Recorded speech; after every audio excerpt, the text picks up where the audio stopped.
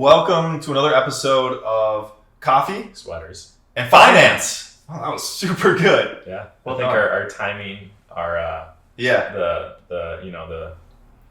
just our whole system here is working much better. yeah. I like it. We're doing well. Yeah. All right, I have a question for you. Great. All right, Let's talk about again, we're going to keep talking about company stock. it. Okay. So, I'm an employee. I work at a company. Okay. I just got granted company stock. Sure. I don't know anything about it. I don't even know what it is. Options, restricted stock, those are all like Chinese to me. I don't even understand what they mean. And I can ask my employer 3 questions. Ooh. 3 questions, maybe more, we'll see where this goes. But what are the first 3 questions that I should ask my employer or anyone else to learn more about my situation so I can start making the right decisions? Yeah.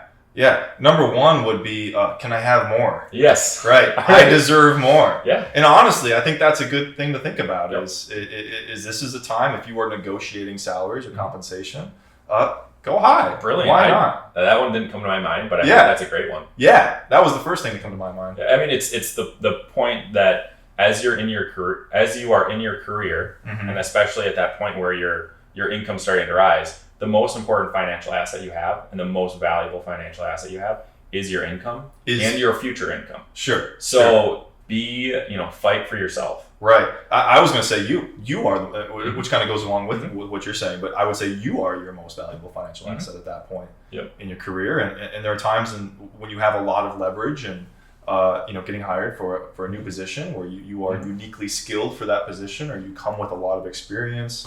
If you've been heading a team and you are transitioning to another aspect of the business, these are times when you have a lot of negotiation power and use that, right? So I would say if you are starting to work for a company or you've been working for a company that offers you employer stock, employer-based comp, try to get more. Yeah. Why not? Yeah. All right. 2. What's question 2? Oh, number 2. So I would want to know the types and the unique specifications unique to each company. Each company's going to have a little different aspects to that. So is it, what type of company stock is it? Is it stock options? Right. Is it restricted stock? Right. Is it, are you participating in an employer stock purchase plan? So Right. forth. What Is it in a qualified plan? We don't want to get too wonky here, but is it qualified, non-qualified? All of these things matter, and these are good things to find out. Yep. Right off Because the bat. that's the starting point. Once you know, well, first of all, fight for more. Yeah. Second of all, Yeah. what is it? Because once you know what it is, then you can start asking some other important questions. I'm going to throw out number 3. Yeah, please do. Number 3 is how and when is this going to be taxed? Yeah. You need to know the tax impact. So restricted stock is going to be taxable when it vests. So if you know that, you can map out an idea for how it's going to impact your tax return over the next few years. Stock options are going to become taxable if it's a cashless exercise when you exercise it. Sure. So you need to understand that. And with stock options, there's generally 2 types. There's non-qualified stock options, and then there's ISOs, incentive stock options as well. And those have different tax treatments. Absolutely. But you need to ask what type it is, and then start to figure out how is it taxed. Right. Once you have some more information, that's when you can start developing a plan, which obviously we think is key to managing this whole new life situation that you're finding yourself in. I have a bonus question then. Uh-oh. Yes. Am I going to be getting more in the future? Yeah. So is That's this, a good one. if this is a one-time grant, a lot of times that happens. I think when someone will go to work at a startup, It's a signing bonus or something like that. They get one large grant at first, right? And at that point, the company might not even be public. Yep. Yeah.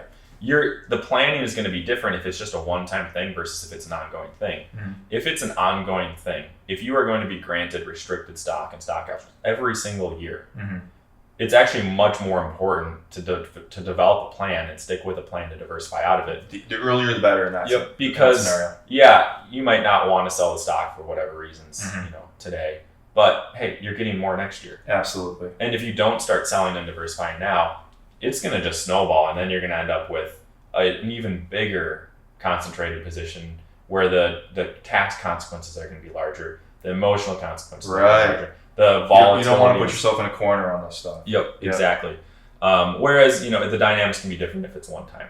So those are all important considerations. Yeah, and there's some stock comp that you might just want to see, and we won't get into too much of the granularities or the specificities. I can't talk. Yeah. Specificity. It's all right, nobody's going to watch this. Specificities. Yep. But some of that comp, you might just want to see as income. Yeah. Right? And once again, we won't get too much into that. But there's some things that you actually want to see as company stock, and some that's like, hey, this is just part of my paycheck, and let's treat it as such. Yep. So. All right. So the 4, fight for more. Fight for more. Your future income is your biggest asset. Yep. Number 2, what type of equity is it? Number 3, more coming. Yep. No, number 3 is how and when is it taxed? Right. And then number 4 is more coming. Yes, absolutely. There you go. Like, dig it. All right. Thanks, guys. See ya.